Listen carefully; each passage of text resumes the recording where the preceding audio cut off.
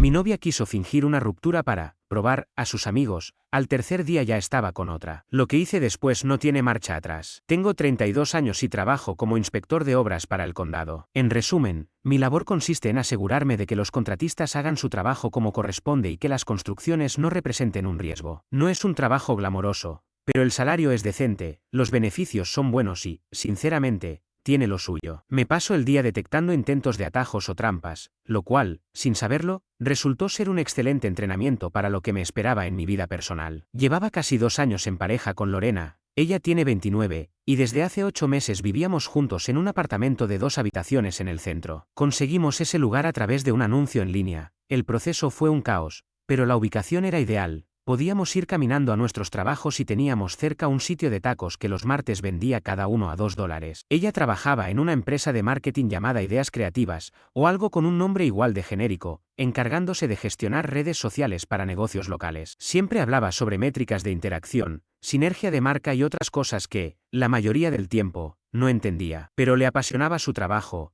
y eso bastaba para mí. Nuestra vida era normal, de verdad. Teníamos nuestras rutinas, hablábamos a veces sobre compromiso, planes futuros. Sentía que la conocía por completo. Entonces llegó esa noche de martes en marzo. Estaba preparando la cena, algo sencillo, arroz con pollo. Había estado controlando mis gastos últimamente. Mi abuelo había fallecido 6 meses antes y me dejó su casa, una propiedad en las afueras, con 3 habitaciones, jardín grande, valuada en unos $180.000. Pero el tema del testamento se había vuelto complicado porque mi tío decidió impugnarlo, alegando que le correspondía la mitad de la herencia. Abogados, audiencias, papeles, un lío constante. Eso me tenía bastante tenso. Mi abuelo había sido como un segundo padre para mí. Me enseñó a arreglar motores, me llevaba a pescar cada verano. Que me dejara su casa era algo simbólico, más allá del valor material. Pero tener que pelear con alguien que jamás lo visitó mientras vivía, era desgastante. Ese martes, Lorena llegó del trabajo y algo se sentía raro desde el principio. Por lo general, entraba hablando, quejándose del tráfico, contando alguna anécdota de su oficina. Pero esta vez solo se sentó en la barra de la cocina, seria, moviéndose nerviosamente. ¿Todo bien?, le pregunté, mientras removía el arroz. Entonces soltó la bomba. Creo que deberíamos tomarnos un descanso. Como, fingir que rompimos por una semana. Me quedé congelado, literalmente con la cuchara en la mano. ¿Qué? ¿No es de verdad?, aclaró enseguida. Es como una prueba. Una semana separados para ver cómo se siente, para confirmar si realmente estamos hechos el uno para el otro. Puede que no sea un experto en relaciones, pero mi instinto gritó que algo andaba muy mal. Parecía más bien que quería probar con otro tipo sin que técnicamente se considerara una infidelidad. ¿Y esto de dónde salió?, le pregunté. Empezó a contarme que su amiga María había hecho lo mismo con su novio y que, supuestamente, los ayudó mucho, como si fuera una especie de botón de reinicio en la relación. Yo había apoyado que fuera a terapia desde hacía unos meses. Siempre creí que cuidar la salud mental es importante, así que pensé que quizás su terapeuta le había sugerido esa prueba. Hablamos, o más bien discutimos, durante 20 minutos. Yo hacía preguntas y ella parecía tener todas las respuestas preparadas, hasta que entendí que no era una sugerencia. Lo había decidido, me lo estaba informando. Si eso es lo que quieres, le dije, y ahí noté algo que debió encender todas las alarmas. Se la veía decepcionada, como si esperara que le rogara,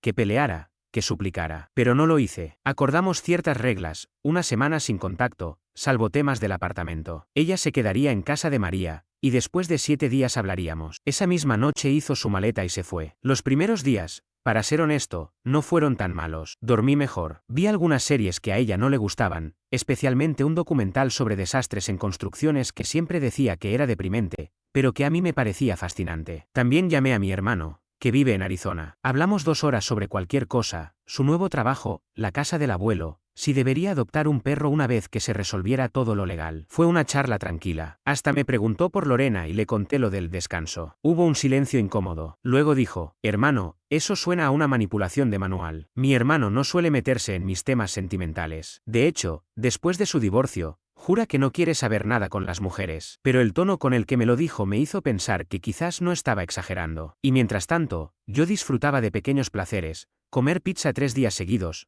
cenar cereal si me daba la gana. Cosas mínimas, pero me recordaban lo que era existir sin tener que negociar cada decisión. Hasta que llegó el tercer día. Estaba almorzando en la oficina, aburrido, revisando Instagram. Y ahí la vi. Una foto de Lorena, acurrucada con un tipo que jamás había visto. Él con el brazo alrededor de ella con la cabeza en su hombro, los dos sonriendo, muy cómodos. El pie de foto decía, A veces la vida te da justo lo que necesitas. Me quedé mirando esa imagen 5 minutos sin reaccionar. Ese no era el departamento de María. Yo había estado ahí muchas veces. Además, la publicación era de esa misma mañana. Entonces entendí, no era una prueba ni una estrategia de terapia. Era una excusa para aferrarse a otro tipo sin hacer trampa de forma directa. Y es aquí donde muchos hubieran reaccionado con furia. Pero no yo. Gracias a mi trabajo aprendí a ser meticuloso, a observar, documentar, planificar con calma. No grité, no confronté. Solo hice 3 llamadas bien pensadas. La primera, a Tomás, nuestro casero, un señor amable, de los que lleva toda la vida alquilando propiedades. Conduce un Honda Civic viejísimo, pero lo mantiene en perfecto estado. Durante esos 8 meses de convivencia, habíamos construido una buena relación. Siempre respondía rápido a los arreglos y nunca se quejaba por pequeñas infracciones del contrato. Le pregunté, como quien no quiere la cosa, ¿qué ocurriría si uno de los dos quisiera mudarse antes de tiempo? Bueno, me explicó, como ambos firmaron el contrato, no puedo liberar a uno sin el acuerdo del otro. Pero si ambos están de acuerdo, se puede modificar. O si uno quiere quedarse con el contrato completo y califica económicamente, también es posible. Y me dio los detalles. Tendría que demostrar que podía asumir el alquiler completo por mi cuenta, además de pagar algunas tasas administrativas y quizá un depósito adicional. Pero eso no era realmente un obstáculo. Después de todo, ya estaba cubriendo casi el 70% del alquiler desde hace meses. Lorena decía que sus préstamos estudiantiles la tenían asfixiada económicamente, así que lo veía venir. ¿Están teniendo problemas?, preguntó Tomás, el casero, con un tono que mostraba preocupación genuina. Siempre le habíamos caído bien como inquilinos. Tal vez, respondí, solo quiero saber qué opciones tengo. Mi trabajo es estable y mi historial crediticio es sólido. Así que,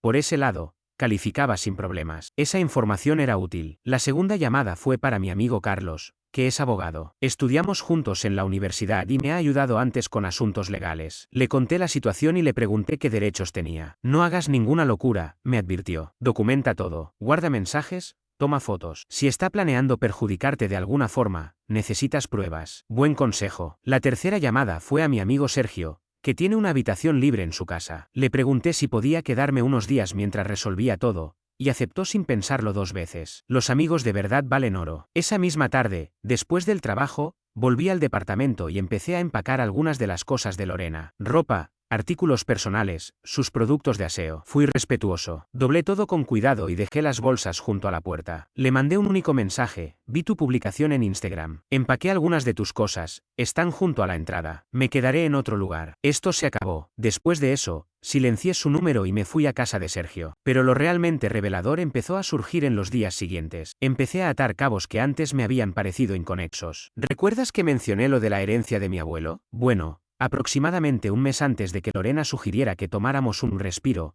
había estado muy interesada en el tema. Me hacía preguntas sobre cuánto valía la propiedad, en qué punto estaba el proceso legal, si pensaba venderla o conservarla. En ese momento pensé que era porque se preocupaba por nuestro futuro juntos. Incluso propuso que fuéramos a ver la casa un fin de semana, lo cual me pareció un gesto bonito. Pasamos casi 1 hora paseando por la zona, y ella preguntaba sobre el vecindario, los impuestos, qué tipo de remodelaciones serían necesarias. Sacó muchas fotos, para recordar, según dijo. En retrospectiva, parecía más bien que estaba haciendo una tasación no oficial. Ahora pienso que estaba evaluando sus propias posibilidades. También había empezado a trabajar hasta tarde con bastante frecuencia, según ella, por un proyecto importante, pero sus ingresos no aumentaban. Además, su actitud con el teléfono había cambiado. Antes lo dejaba por todos lados, pero últimamente se lo llevaba incluso al baño y lo ponía boca abajo en la mesa mientras cenábamos. Recuerdo una noche, hace unas 3 semanas, en la que sonaba insistentemente mientras veíamos una película. Estiré el brazo para dárselo en broma y casi salta del sofá para quitármelo de las manos. Dijo que era algo de trabajo,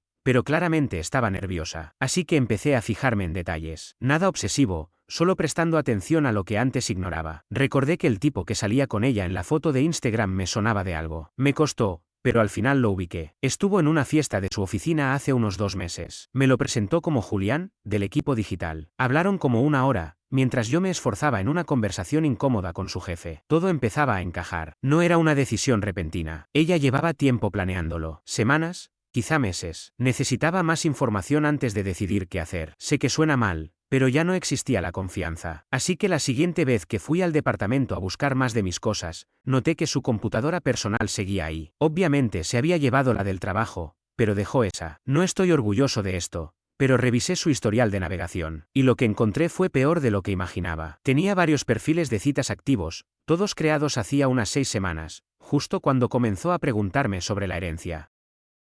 En uno decía que estaba recién soltera y explorando nuevas conexiones. Pero eso no fue lo más grave. Había borradores de correos dirigidos a su amiga Rebeca, no a María como yo pensaba. En ellos hablaba de su estrategia de salida, de cómo tenía que asegurar su futuro financiero antes de cortar conmigo. En uno incluso decía: cuando se resuelva lo de la herencia y sepa cuánto vale realmente, decidiré si vale la pena quedarme o si simplemente tomo lo que pueda y sigo adelante con Julián, tomar lo que pueda. ¿Qué se suponía que significaba eso? Otro borrador era todavía más inquietante. Decía: el momento debe ser el adecuado. Si logro que me ponga en la escritura de la casa del abuelo o que me agregue a alguna cuenta, genial. Pero si no, al menos debo dejar constancia de todo lo que compartimos financieramente, así puedo pedir compensación después. Ya no era solo una infidelidad, era una operación financiera premeditada para extraer dinero de mí. Hice capturas de pantalla de todo, lo subí a la nube y luego borré el historial para que no supiera que lo había visto. Mis manos temblaban. Siempre supe que la relación no era perfecta, pero este nivel de frialdad y cálculo me dejó helado. También encontré búsquedas recientes en Google que me provocaron escalofríos: requisitos para matrimonio de hecho, derechos financieros tras la convivencia, como reclamar bienes compartidos tras una ruptura. Todo eso en el último mes. Pero no me detuve ahí. Llamé a mi amigo Martín, que trabaja en el juzgado. Uno de los beneficios de ser inspector de obras es conocer gente en distintas áreas del municipio. Martín ya está cerca de jubilarse y ha visto de todo. Siempre ha sido directo conmigo. Le pedí que revisara si alguien había estado haciendo consultas sobre el caso de la herencia de mi abuelo. Le dije que temía un posible robo de identidad, lo cual no era del todo mentira. 2 días después, me llamó: amigo, esto es raro. Una mujer llamada Lorena Pérez ha estado llamando a la oficina de sucesiones, diciendo que es tu prometida y que necesita información para fines financieros. Sentí un escalofrío recorrerme el cuerpo. Ni siquiera estábamos comprometidos. De hecho, jamás habíamos tenido una conversación seria sobre matrimonio, más allá de algún comentario casual de algún día. No tenía ningún derecho legal a obtener información sobre la herencia de mi familia. Pero lo más inquietante era que eso significaba que había estado investigando mi situación financiera a mis espaldas. ¿Qué tipo de cosas? Preguntó. Le pregunté a la persona encargada. Valores de las propiedades, fechas estimadas para el cierre del testamento, si había deudas asociadas. Preguntas bastante específicas. Lo más inquietante fue que, según la persona que la atendió,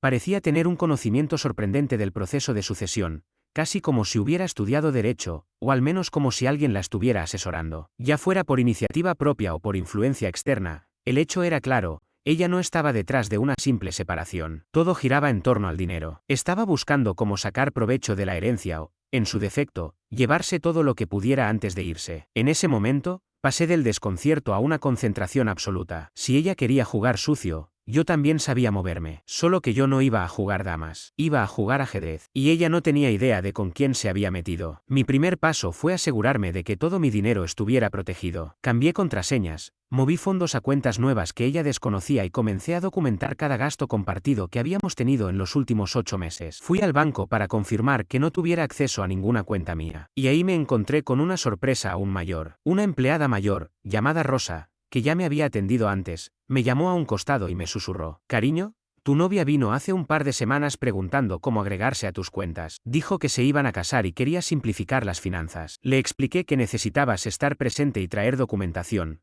pero insistía mucho. Eso por sí solo fue suficiente para alertarme. Y luego supe que también había estado en mi cooperativa de crédito haciendo preguntas similares. Por suerte, ambas entidades tenían buenos protocolos de seguridad. Pero fue entonces cuando entendí hasta qué punto estaba dispuesta a llegar. Después fui a hablar con Tomás, el casero. Le propuse encargarme del contrato por completo, incluyendo depósito nuevo, gastos administrativos, lo que fuera. Como siempre había sido puntual y responsable, aceptó sin problemas. Pero esto era clave: no le dije nada a Lorena. La dejé creer que seguía teniendo algún tipo de control. Mientras tanto, ella había estado intentando comunicarse conmigo. Había desbloqueado su número luego de unos días, pero guardé capturas de cada mensaje. Algunos eran llenos de rabia, otros de súplica, y otros intentaban hacerme sentir celos con frases como: me siento tan libre ahora. Pero hubo uno que reveló su verdadera intención: tenemos que hablar de cosas prácticas. El alquiler, las cuentas, mis cosas. Sé que estás dolido, pero podemos resolverlo como adultos. ¿Como adultos? Los adultos no investigan herencias ajenas mientras planean una infidelidad. Acordé verla en una cafetería del centro, un lugar concurrido, ideal para evitar escenas. Llegó muy arreglada,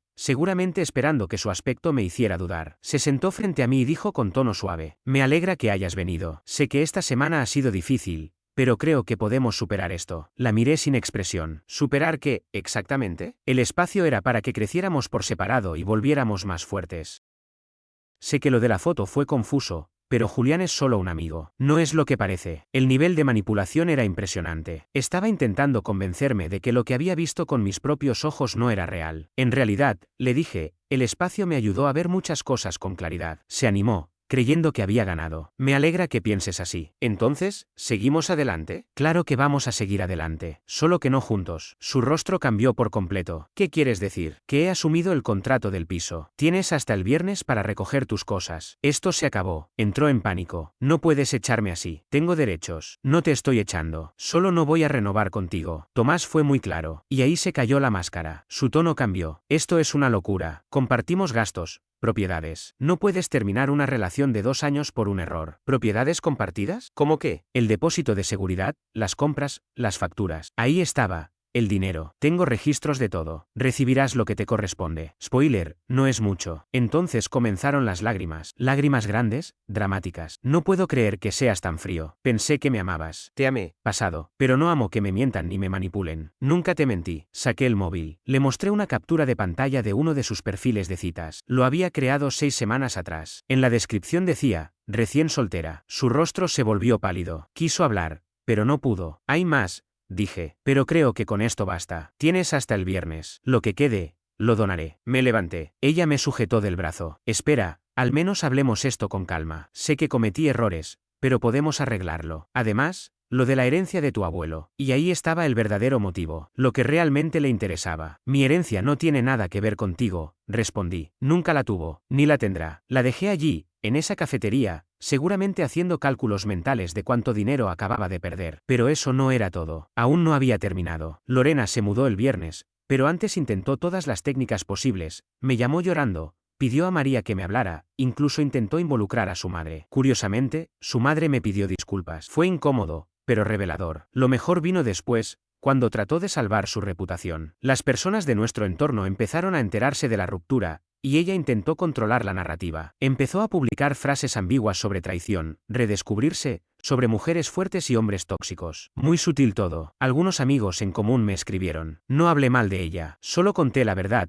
Ella propuso una ruptura de prueba y 3 días después la encontré con otro hombre. Así que la convertí en definitiva. La mayoría me entendió. Algunos la defendieron. Da igual. Pero hubo un momento inesperadamente satisfactorio. Me encontré con Julián, el de la foto, en una cafetería cerca del trabajo, una semana después de que Lorena se fue. Me vio y se puso incómodo, pero se acercó. Tú eres el ex de Lorena, ¿cierto? Asentí. Solo quiero decirte que cuando empezamos a hablar, yo no sabía que tenía novio. Me dijo que estaba soltera. Parecía sincero, incluso un poco avergonzado. Y, por alguna razón, le creí. ¿Cuándo empezaron a hablar ustedes dos? Le pregunté. Hace más o menos un mes. Trabajamos en el mismo edificio, pero en empresas diferentes. Coincidíamos en el vestíbulo. Un día ella me invitó a tomar un café. Un mes atrás, justo cuando empezó a interesarse de forma sospechosa por mi herencia. Julián se ofreció a mostrarme los mensajes que se habían intercambiado, y la verdad, sentí curiosidad. Eran conversaciones de unas 5 semanas atrás. Nada demasiado explícito, pero sí había un tono claramente romántico. Comentarios coquetos,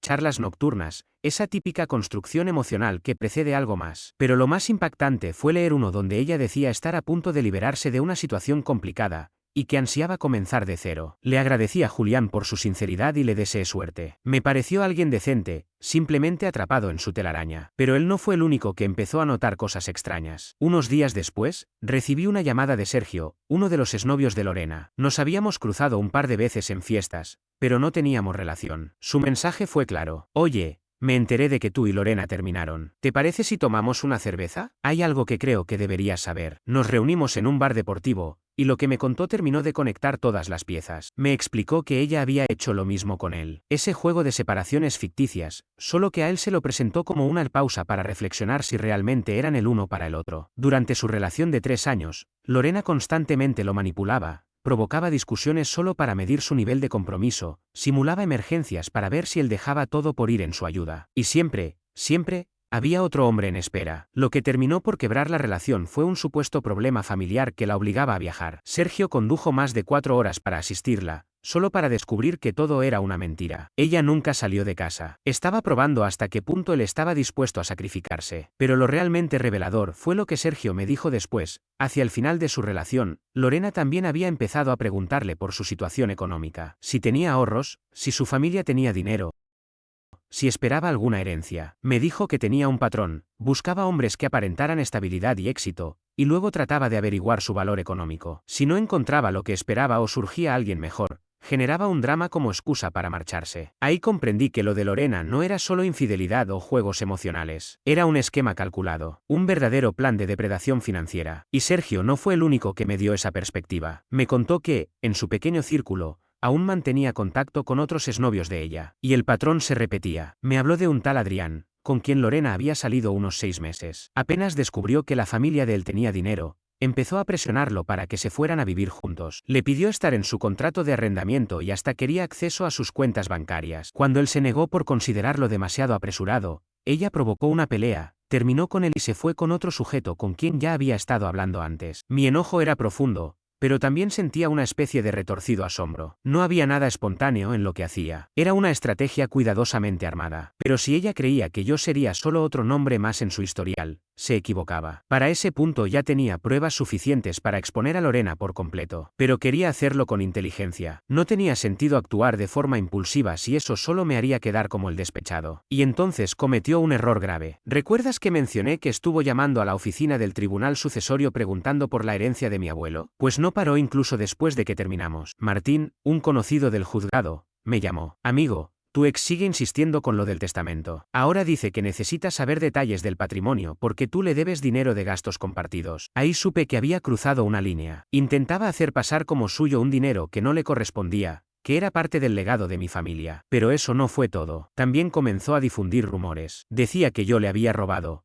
que la había echado sin devolverle lo que había aportado durante nuestra convivencia. Incluso María, una amiga en común, me comentó que Lorena estaba considerando emprender acciones legales para recuperar lo que era suyo. ¿Legalmente? ¿Por los víveres y servicios que habíamos dividido? Fue entonces cuando decidí dejar de defenderme y empezar a contraatacar. Reuní todo, los perfiles de citas que ella había creado, correos electrónicos donde hablaba de un plan de salida, registros de llamadas al tribunal, capturas de sus publicaciones en redes sociales y testimonios tanto de Sergio como de Julián sobre su comportamiento. Y sí, hice algo que podría parecer mezquino, pero lo consideré necesario. Creé una línea de tiempo detallada de nuestra relación, centrada en los últimos meses, cuando empezó a interesarse por el dinero, cuando creó sus perfiles de citas, cuando empezó a trabajar hasta tarde, cuando conoció a Julián. Esa cronología la compartí con ciertas personas clave de nuestro entorno. No con todos, solo con quienes realmente preguntaban qué había pasado. La reacción fue inmediata y maravillosa. Su historia de mujer herida empezó a derrumbarse. Otras personas comenzaron a recordar cosas raras que Lorena había dicho o hecho. Rebeca, una de sus verdaderas amigas, confesó que Lorena le había preguntado una vez cómo protegerse financieramente en una relación y cómo salir de ella sin perder beneficios. María, que supuestamente la había estado hospedando después de nuestra ruptura, admitió que Lorena solo se había quedado una noche con ella. El resto del tiempo, estuvo viviendo con Julián. Pero el golpe final vino de una fuente inesperada. Adrián, aquel ex que Sergio había mencionado,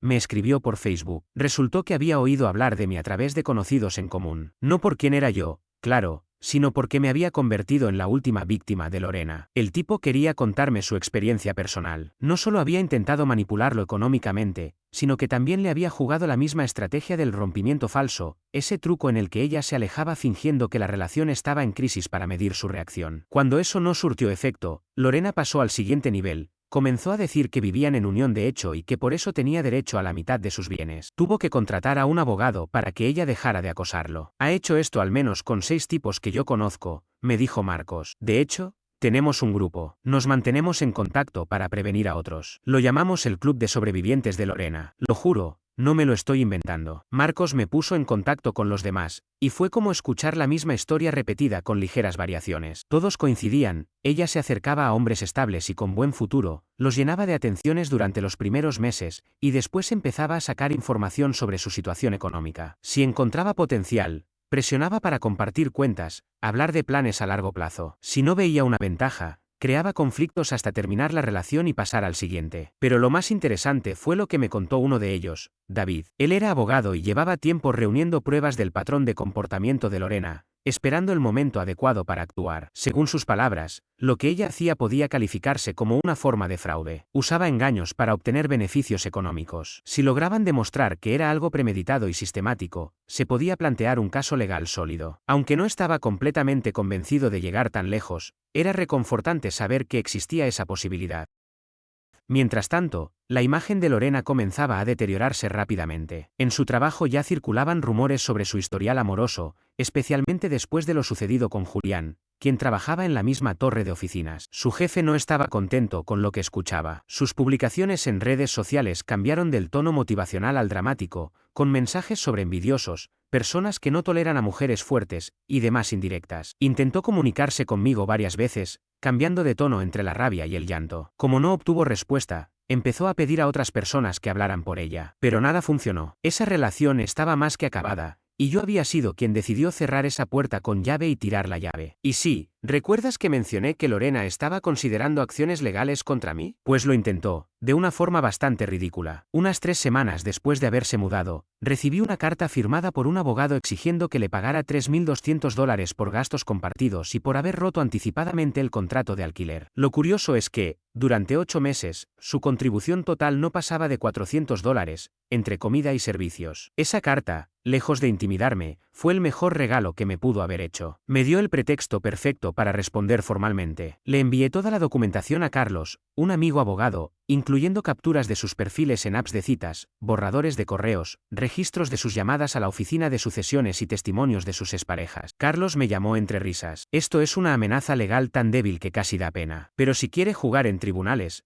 podemos jugar. Redactó una respuesta impecable. En ella detallaba el patrón de manipulación económica de Lorena, sus intentos por obtener información sobre mi herencia, sus perfiles en redes de citas mientras aún estaba conmigo, y los antecedentes con otros hombres. También incluía una advertencia formal: si seguía acosándome o difundía mentiras sobre nuestras finanzas, yo procedería legalmente por fraude, acoso y difamación. El cierre de la carta fue contundente: si continuaba con esas acciones, compartiríamos todo el material con su lugar de trabajo, ya que su conducta podía interpretarse como fraude financiero reiterado, algo que comprometería la imagen de la empresa. El abogado de Lorena contactó a Carlos apenas 48 horas después para retirar la demanda, pero aún no había terminado. Me quedaba una última carta por jugar. Recordé que Lorena había llamado varias veces a la oficina de sucesiones haciéndose pasar por mi prometida. Fingir ese tipo de vínculo legal para conseguir información confidencial es un delito. No tenía intención de denunciarla, pero sí quería que supiera que podía hacerlo si continuaba cruzando límites. Así que Carlos redactó una última carta, breve, directa. Cualquier intento de contacto, ya fuera de ella o de su entorno, sería considerado acoso. Además, cualquier esfuerzo por acceder a mis asuntos legales o financieros se traduciría en acciones penales. El resultado fue inmediato. Cesaron los mensajes, las publicaciones en redes donde hablaba de mí, e incluso las consultas indirectas a través de conocidos. Pero la historia no terminó ahí. Meses después, supe por conocidos que Lorena se había mudado a otra ciudad. Al parecer, su reputación se había deteriorado tanto que necesitó empezar de nuevo en otro lugar. Julián, por su parte, se libró a tiempo. Cuando supo lo que había detrás, rompió con ella de inmediato y hasta me agradeció por advertirle. Respecto a su empleo, aunque nunca contacté directamente a su jefe, el escándalo con Julián bastó para que el ambiente en la oficina se tornara tenso. Los rumores afectaron su imagen profesional. Y finalmente se resolvió el asunto de la herencia de mi abuelo. No voy a entrar en cifras, pero digamos que Lorena dejó pasar una oportunidad que jamás fue suya para empezar, aunque seguramente la imaginó como si lo fuera.